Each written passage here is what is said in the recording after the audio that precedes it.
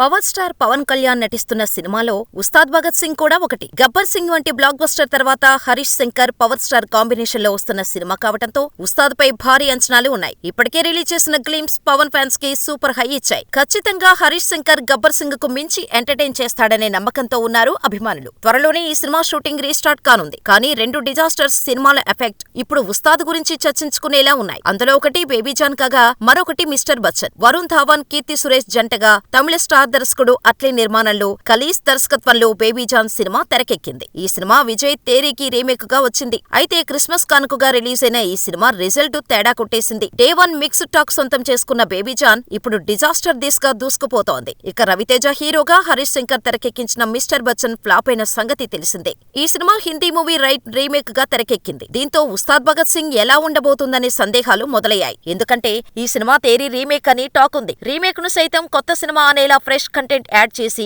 తనదైన శైలిలో మార్పులు చేసి హిట్ కొట్టడం హరీష్ శంకర్ స్టైల్. గతంలో గబ్బర్ సింగ్, గద్దలకొండ గణేష్ సినిమాలతో సూపర్ హిట్స్ కొట్టాడు హరీష్. మిస్టర్ బచ్చన్ విషయంలో ఫెయిల్ అయ్యాడు. అందుకే ఇప్పుడు ఉస్తాద్ వార్తల్లోకి ఎక్కింది. అయితే హరీష్ తేరీ లైన్ మాత్రమే తీసుకుని కీలకమైన మార్పులు చేసినట్టుగా తెలుస్తోంది. గబ్బర్ సింగ్ కు మించిన ఎంటర్టైనింగ్ ఉస్తాద్ లో ఉంటుందని ఇండస్ట్రీ ఇన్సైడ్ టాక్. మరి ఉస్తాద్ తిరిగి ఎప్పుడు సెట్స్ పైకి వెళ్తుంది, ఎలా ఉండబోతుందో చూడాలి.